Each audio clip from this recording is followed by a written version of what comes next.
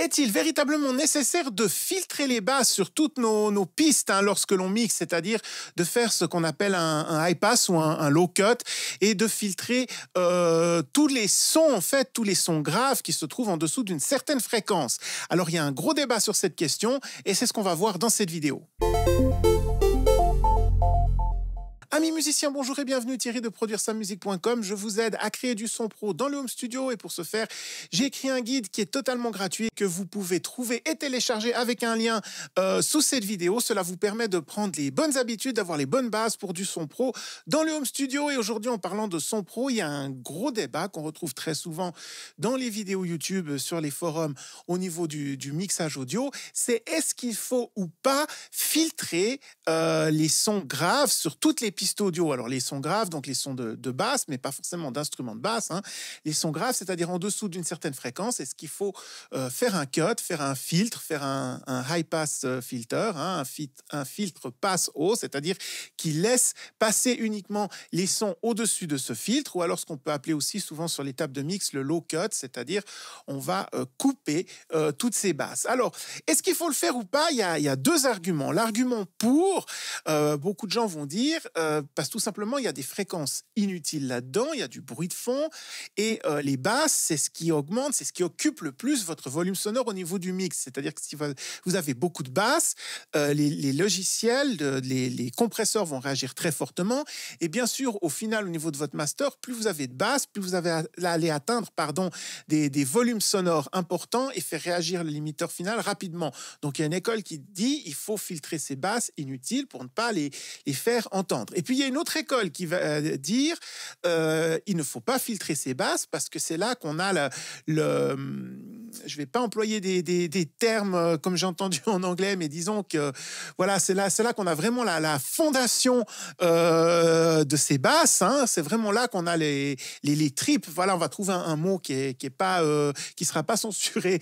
On va dire les tripes du son, c'est vraiment dans ces basses, et les filtrer, ça va vraiment enlever vraiment ces fondations, ces tripes du son, ça va les enlever. Et si vous filtrez là-dedans, eh bien, vous allez vous retrouver avec un son qui a pas de caractère, qui sonne beaucoup trop fin, qui est tout en aigu, qui est désagréable. Et je vais vous dire, tout simplement, les deux arguments, ils ont raison. C'est-à-dire que vous pouvez avoir énormément de problèmes dans ces basses fréquences, et en même temps, si vous en enlevez trop, eh bien, votre mix va sonner tout fin, il va sonner sans aucune force, sans aucune patate, sans aucune profondeur, sans aucune rondeur, comme on dit souvent. Et c'est une vraie problématique, forcément, quand on mixe. Alors, pourquoi les deux ont raison et les deux ont tort à la fois? Je pense tout simplement c'est parce que ces deux écoles qui s'affrontent, parce qu'elles ne mixent pas forcément le même type de musique. Et c'est toujours ça le problème quand on mixe, quand on travaille, quand on produit, c'est qu'il faut savoir quel type de musique on fait et quel résultat final on vise. Tout simplement, il y a des types de musique qui utilisent énormément de basses. Donc, on en parle souvent, moi j'en parle souvent dans les vidéos parce que c'est des genres sur lesquels on me demande souvent de travailler. L'EDM, le hip-hop, notamment tout ce qui est dans ces récentes années, tout ce qui est d'influence trap, etc. Et toutes les musiques de pop moderne qui utilisent des sons de basse extrêmement puissants, extrêmement présents, et des kicks. Alors des kicks dance music, mais pas forcément, des kicks de 808, tous ces kicks qui travaillent énormément sur des basses, qui sont un son de basse à eux-mêmes et pas forcément seulement un son de batterie ou un son de percussion. Et cette école-là, forcément, qui travaille avec ces instruments-là, eh bien, se retrouve avec un gros problème. C'est que si on laisse beaucoup d'instruments dans cette zone, notre kick et notre basse vont tout simplement, d'une part, être noyés dans la masse, ou du moins être un peu atténués par tout le reste. Et d'autre part, étant donné qu'on a déjà énormément, justement, de basses qui tapent très fort, au niveau du mix et du mastering, on va se retrouver avec un problème de volume, avec un déséquilibre où on aura énormément de basses qui vont très vite faire monter le volume sonore, alors que le reste du morceau sera beaucoup plus calme. Du coup, on est dans une école où on va dire qu'on va filtrer. Il y a des producteurs dans le domaine EDM, etc., qui vont filtrer, sauf le kick et la basse, tout ce qui est au-dessus de 100 Hz, mais il y en a tout ce qui est en dessous, de 100 Hz. En dessous de 200 Hz, j'ai même vu des ingé sons spécialisés dans ce domaine-là qui vont filtrer quasiment systématiquement en dessous de 400, tellement ils ont une basse, un kick et peut-être un synthé qui joue une basse lead, qui sont tellement puissants, tellement présents dans ces zones que tout le reste va être systématiquement filtré. Et ce n'est pas faux en soi, parce que justement, cette zone est extrêmement utilisée déjà par d'autres instruments.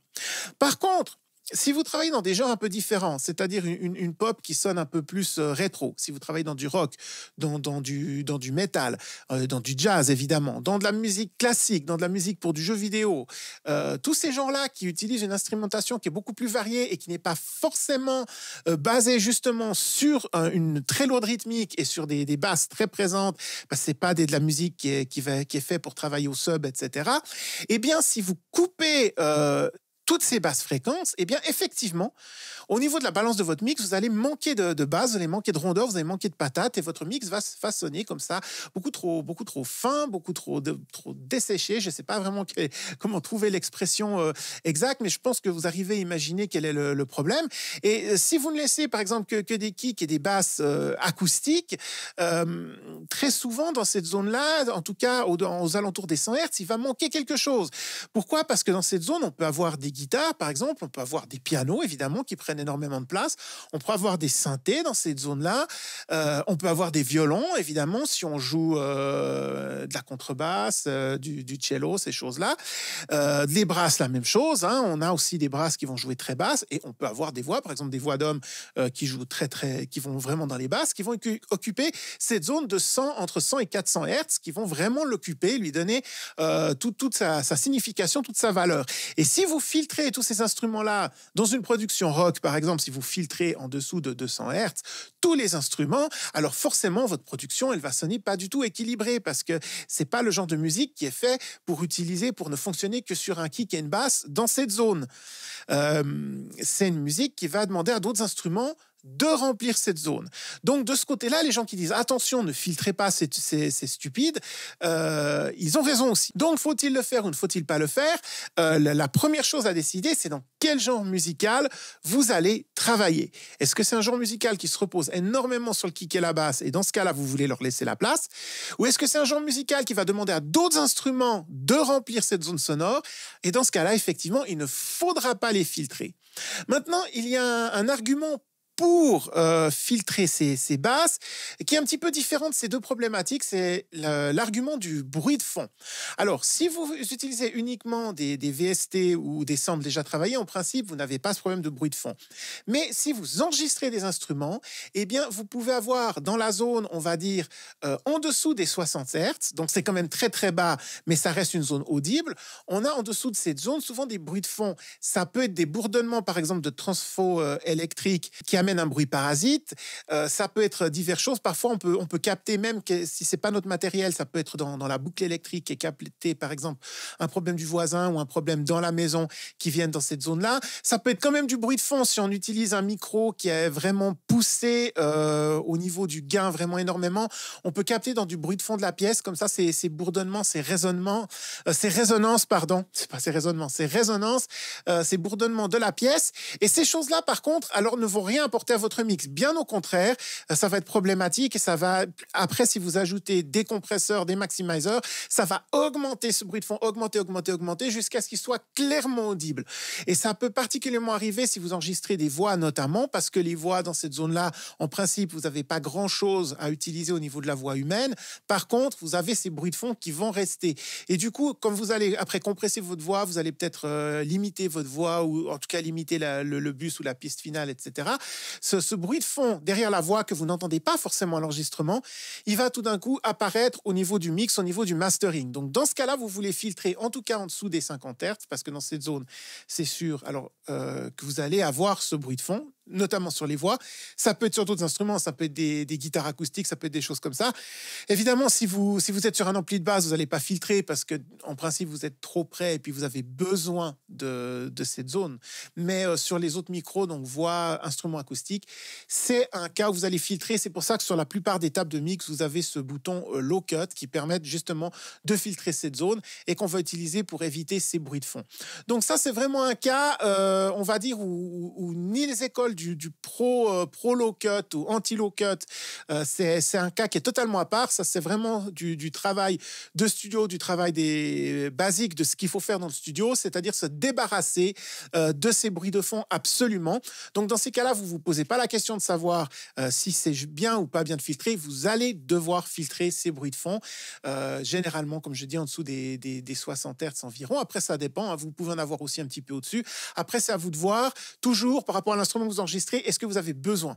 Il y a beaucoup d'instruments en dessous de 100 Hz, on n'en a pas vraiment besoin, donc vous pouvez filtrer.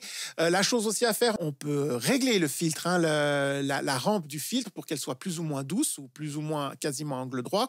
Sur des équaliseurs comme celui de FabFilter, on peut être à 90 degrés, hein, vraiment à angle droit au niveau du filtre. C'est pas nécessaire de filtrer autant si vous filtrez des instruments. Vous pouvez faire des filtres qui sont beaucoup plus arrondis et qui laissent passer un petit peu de ces sons bas, mais qui vont quand même au final couper ce qui vient derrière et ce qui est un peu inutile. Voilà, alors c'était mon avis, mon opinion sur ce débat du pour ou contre filtrer les basses. Alors pour résumer, je vais vous redire ce que j'ai dit tout à l'heure, c'est-à-dire qu'il faut vraiment décider par rapport au type de musique que vous êtes en train de faire et surtout, c'est toujours le plus important quand on mixe, par rapport au nombre de sons, au nombre d'instruments qu'on a dans cette zone.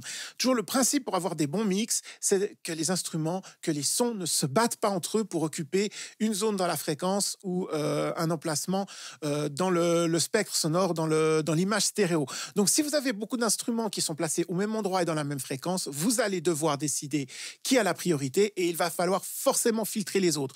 Donc c'est un combat finalement qui n'a pas lieu d'être, parce que c'est tout simplement à vous de décider par rapport à votre production de ce dont vous avez besoin. L'important, c'est toujours que ce soit équilibré. Donc si vous avez beaucoup d'instruments dans les basses, vous allez en filtrer une partie, c'est tout à fait juste.